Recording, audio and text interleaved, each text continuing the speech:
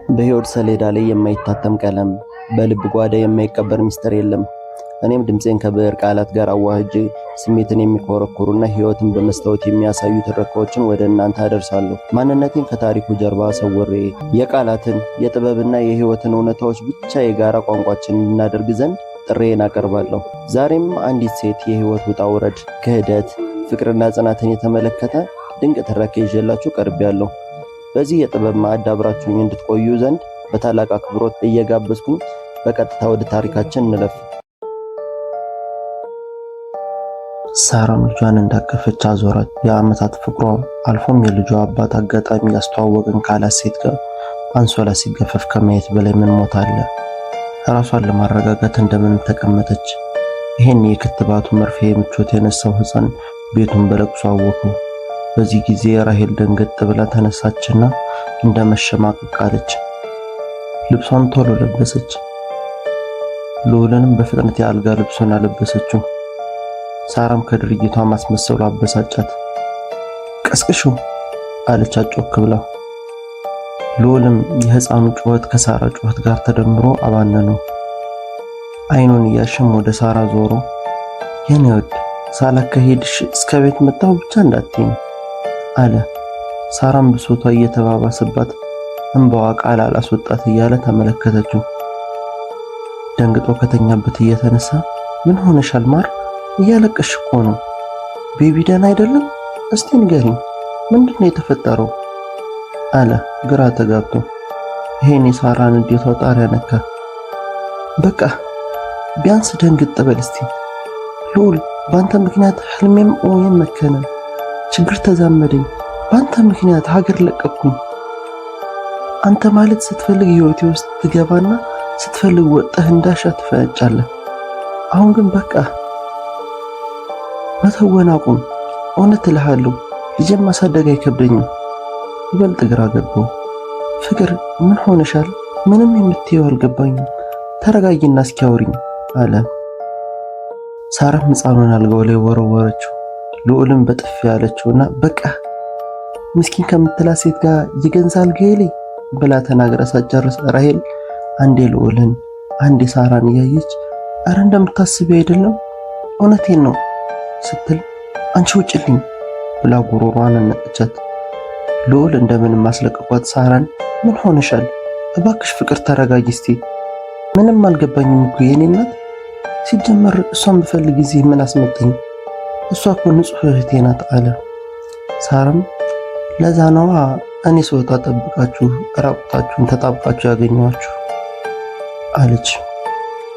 ልዑልም በሚስቱ አስተሳሰብ ተበሳጭቶ እኔ መቼ ነው ልብስ ለብሼ ተኝቼ የማውቀው? ሙቀት እንደማልወድ ታውቂያለሽ። እሷ አጠገቤ መተኛቷን አላየሁም። ቆይ እንዴት ጠረጠርሽኝ? አለና ወለሉ ላይ ራሱን ይዞ ቁጭ አለ። ልዑል ባልፈጸመው ወንጀል መከሰሱ አናዶታል። ሳራ እናቷ ያለችውን አስታወሰች። ልዑል መናደድ የለበትም። ስለዚህ ቶሎ ብላ ባይዋጥላትም ራሄል የጠነሰሰችው ሴራ እንዳለ ቢገባትም ልዑል ማረጋጋትና እሺ በቃ ይቅርታ ስለምወድህ እኮ ነው ማለት ጀመረች። ከተረጋጉ በኋላ ራሄል ወጣ ብዬ ልምጣ ብላ ወጣች።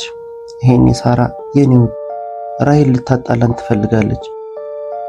እኔ ስገባ እኮ ራሄል ተለጥፋን ያገኘኋት አለች ሰከን ባለ ድምጽ። ልዑልም ሳሪቲ ማንም እንደሌላት ነግሬሻለሁ። እንዴት ሰው ምንም ሳይኖረው ውጡ ከቤቴ ይባላል? ሲቀጥል ደግሞ እሷ ብትፈልግ እንኳን እኔ እንዴት እንደዛ አድርጋለሁ? ለምን ትጠራጠሪያለሽ? ሲል ሳራን ለማግባባት ሞከረ። ሳራም ይሁን ብላ ተቀበለች። ኑሮ ቀጠለ። ልዑል ለልጃቸው ሞግዚት ቀጠረ። ከመጀመሪያው የተሻለ ቤትም ተከራየ። አባቱንም በስልክ ከሳራ ጋር አስተዋወቃቸው። ሳራም የሕግ ትምህርት መማር ጀመረች። ራሄልም ትንሽ ከልቀመጥና አዲስ አበባ ሄዳለሁ ስትል ሳራን ሸነገለቻት። ከሐረር ጎረቤቶቿ ጋር ደስተኛ ሕይወት መኖር ጀመረች። ልዑል ሚስቱንና ልጁን በፍቅር መንከባከቡን ቀጠለ። ወራቶች ተቆጠሩ። የልጃቸው ልደት ለማክበር በዛውም ቀለበት ለማድረግ ዝግጅት ጀመረ። አንድ ቀን ታዲያ ሳራ ከትምህርት ቤት ተመልሳ ልጇን ጡት ስታጠባ የልጇ ሞግዚት አንድ የተጣጠፈ ወረቀት ሰጠቻት። ልጇ እስኪተኛ ተቀብላ አስቀመጠችውና ልጇን አስተኝታ ማንበብ ጀመረች። ይቅርታ ሳራ፣ ይህን ባንቺ ላይ ማድረግ ክፉ ኃጢአት ነው፣ ግን ከልቤ ይቅርታ ጠይቅሻለሁ። ልዑልም ይህን ፈልጎ ሳይሆን እኔ ገፋፍቼው ነው። ማለቴ በቃ እርጉዝ ነኝ፣ ከባልሽ የ3 ወር እርጉዝ ነኝ። በዚህም ስራዬ አፍሬ ነው ከቤታቸው የወጣሁት ይላል። ሳራ በህልሟ መሰላት።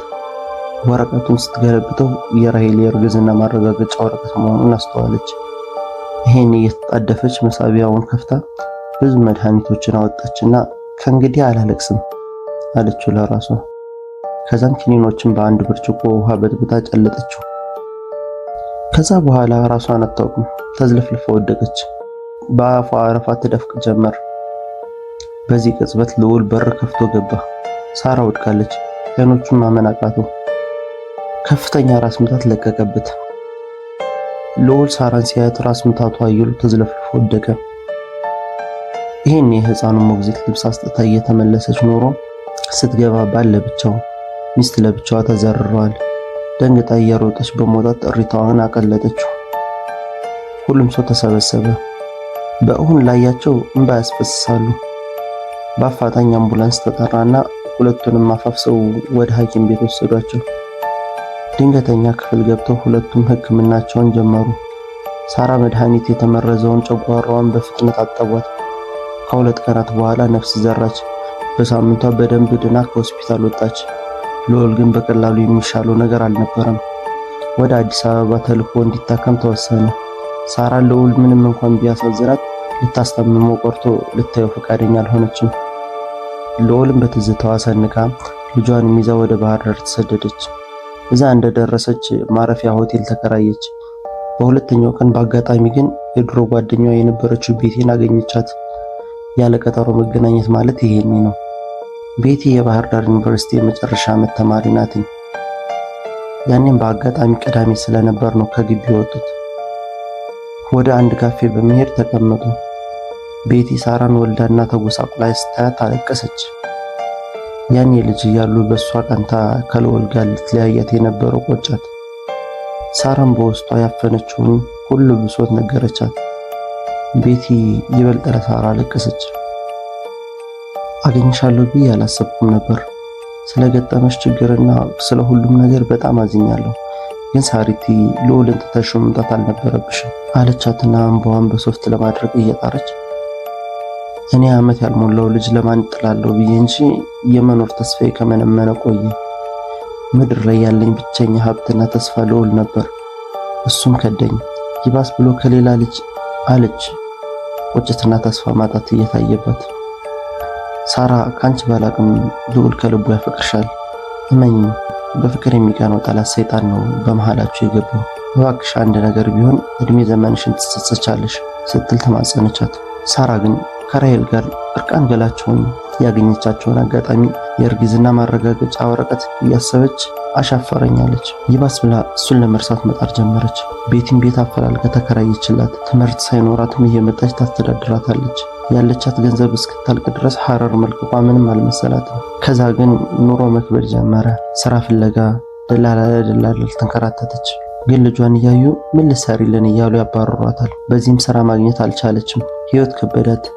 ይህን የተመለከተችው ቤቲ ትምህርቷን አስፈቅዳ ልዑልን ለማግኘት ሐረር ሄደች። ሐረር ደርሳ ስታጠያይቅ አዲስ አበባ ጥቁር አንበሳ ሆስፒታል መተኛቱን ሰማች። ጊዜ ሳታጠፋም ወደ ጥቁር አንበሳ ሆስፒታል አመራች። ስትደርስ የተኛበትን አልጋ ነገሯት። ቀጥታ ገባች። 2 ሴቶች በክፍል ውስጥ ነበሩ። ልዑል ግሉኮስ ተሰክቶለት ተኝቷል። ራሱን ከሳተበት አልነቃም። ስታየውም በዋ ቁልቁል ወረደ።